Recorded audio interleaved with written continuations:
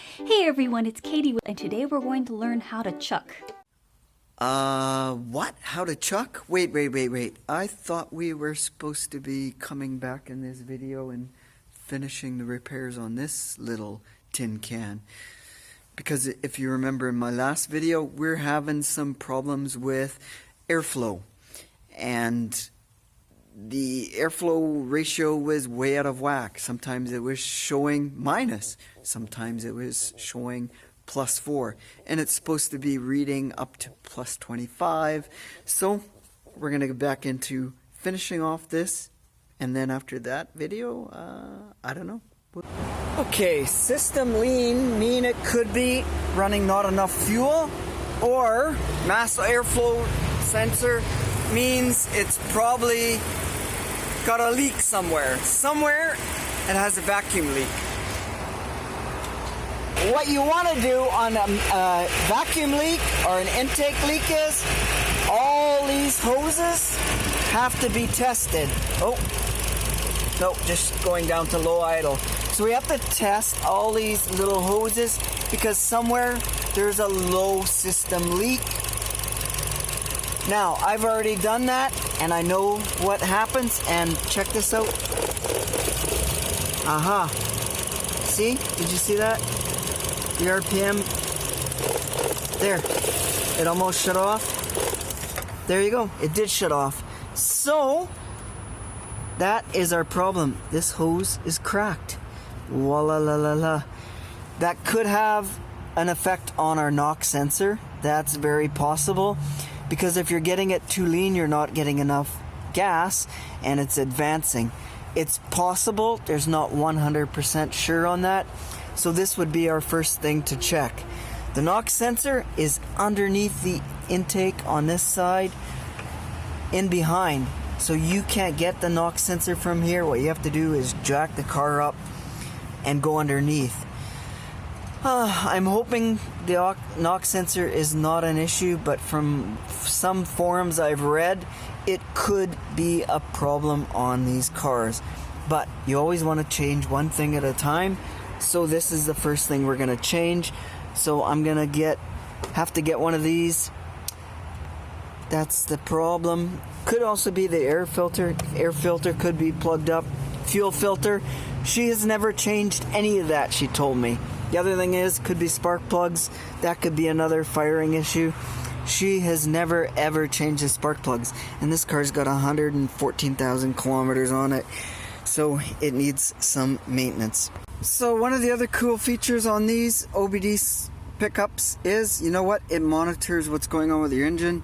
So as you can see, the current temperature on this vehicle is about 175 degrees. That's the coolant temperature. Engine RPM, we're at idle, which is 750. So that's about right. I'm parked, so I'm going 0 miles an hour. At least I hope the hell I am. Again, speed, we're not going anywhere. Engine RPM, look at an exact reading, 668. We haven't traveled anywhere. And again, average speed is nothing. And that's pretty cool. Well, fuel pressure is 47 pounds. That is really good. Our map sensor is running intake manifold. This is an important one. We show 4.5%. So let's rev it up. 7%. So it's running 3%. I don't know what it's supposed to show, but that is the pressure we want to worry about with the leaking intake tube.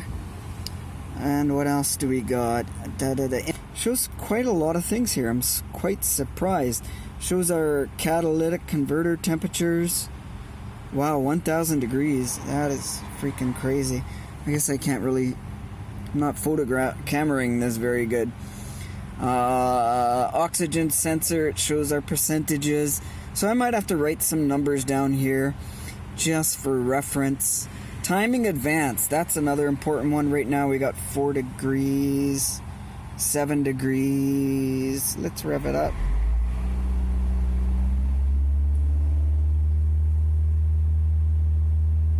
$45 degrees, that's a lot.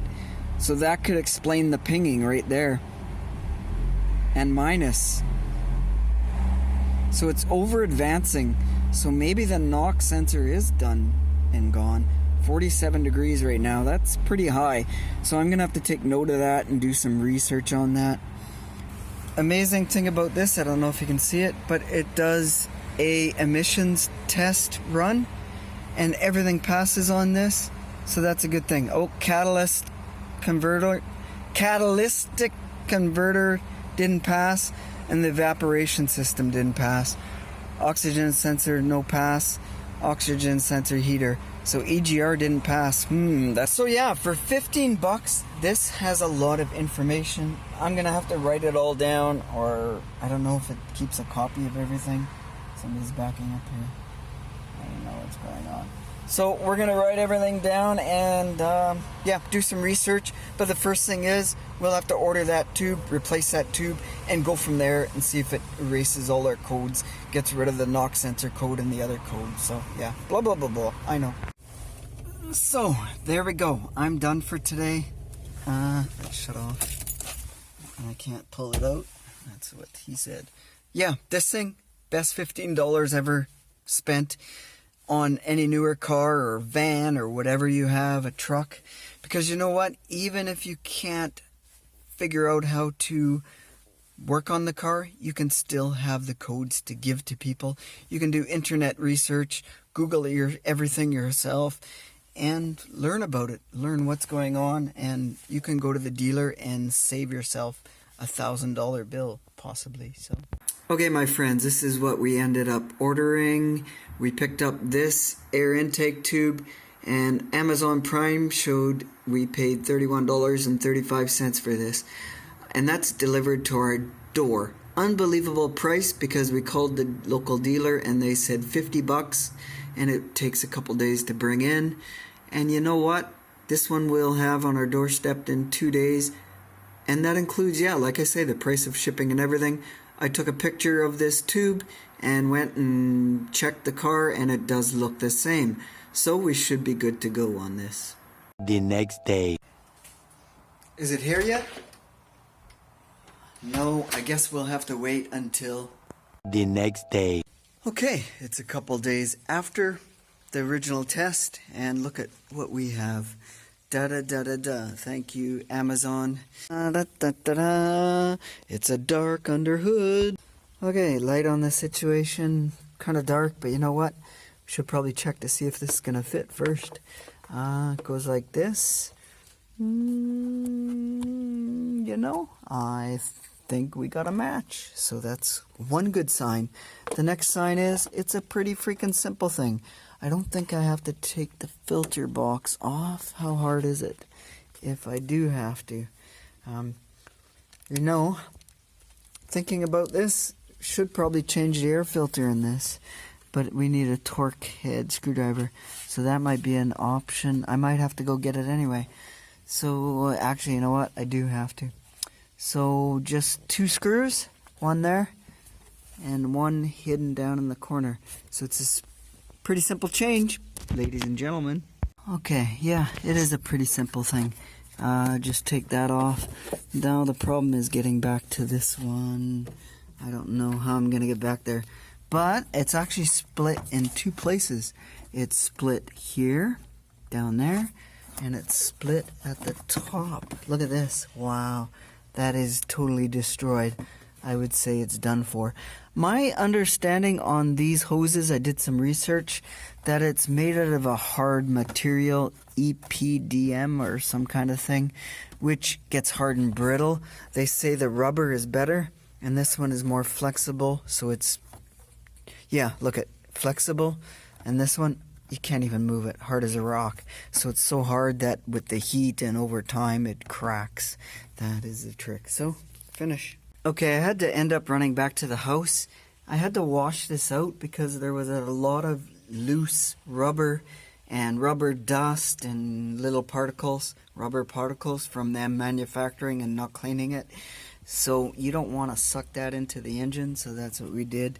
And while I was at it, I grabbed a screwdriver bit so I could take off the air filter housing and take a peek at the filter.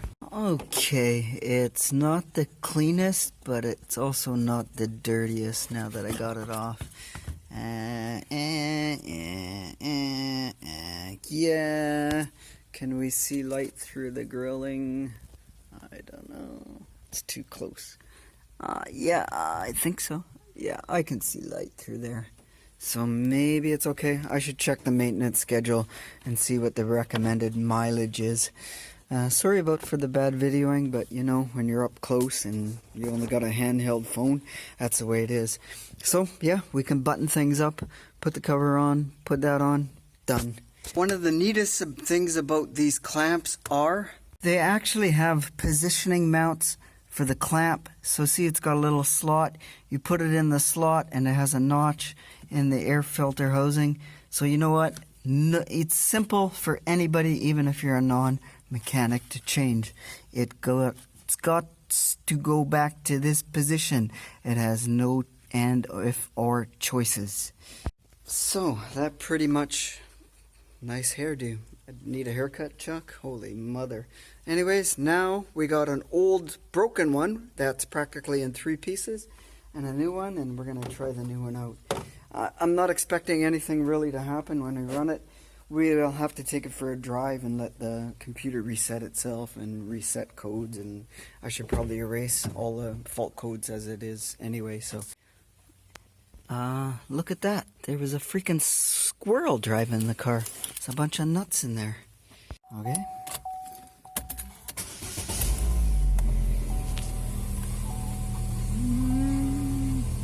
Actually, it seems smooth.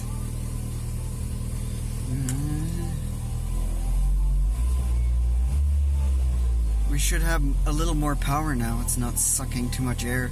Even though when I did the testing, it showed the air-fuel ratio wasn't bad. It was 14.7, but it was probably intermittent. Moving around, it was probably sucking 14.7 and then going to a different fuel ratio. Actually, it is smoother now, I think. So, anyhow, we won't know till tomorrow. Take it for a drive. The next day. Let's see, connection. Oh, it says connected. Okay. I think so. OBD. So, diagnosis. Let's try checking. The vehicle is being diagnosed. Okay, so it's going. It's running all the colors. OBD connecting. Let's see. Don't run people over.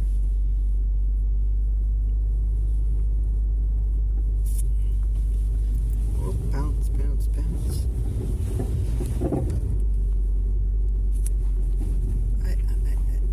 No diagnosis problem. No problem. See? Oh, wow, good. So there we go. Fixed it. So no problem yet. Control. Wow. According to this, even the the knock sensor. So wow, that made a big difference. That too. Unbelievable. Yes, good thing. Yeah, it says no problem. Rebuy, yeah. Well, my friends, there you go. Surprisingly, we tried clearing the codes on the car.